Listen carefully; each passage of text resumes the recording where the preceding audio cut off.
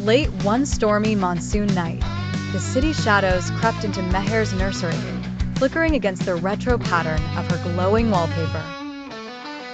Meher, a lonely child with a knack for tinkering, discovered an odd brass device in her grandmother's trunk, a small orb covered in glyphs, pulsing green light.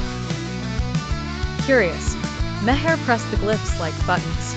Instantly, the air thickened, tinged with an old jasmine scent and a hum that pulsed beneath her skin.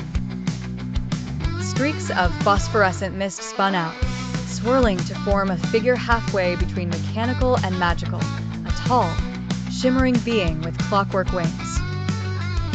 Udaanwala Jadoo, the being intoned.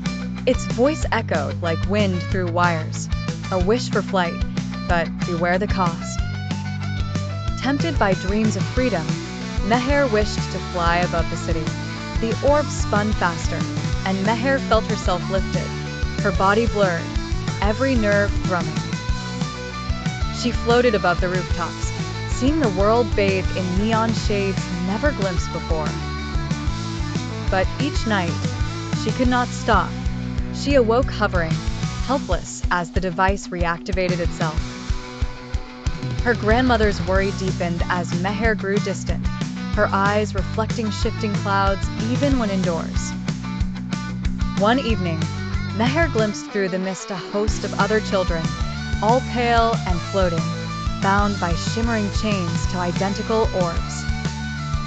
They beckoned with hollowed eyes, trapped in endless nocturnal loops. Terrified, Meher confronted Udaanwala Jadoo. The being smiled, clockwork wings clinking. Freedom comes with binding, wishes weighed by the souls willing to pay. With a surge of courage, Meher remembered her grandmother's old lullaby, whispering it as the storm raged. The glyphs melted away, light snapping out. Meher crashed to her bed, finally released. The orb stood silent in the dawn, its green glow faded to gray. Outside, a faint jasmine breeze hung in the air, carrying the echo of wings, waiting for another curious dreamer on another stormy night.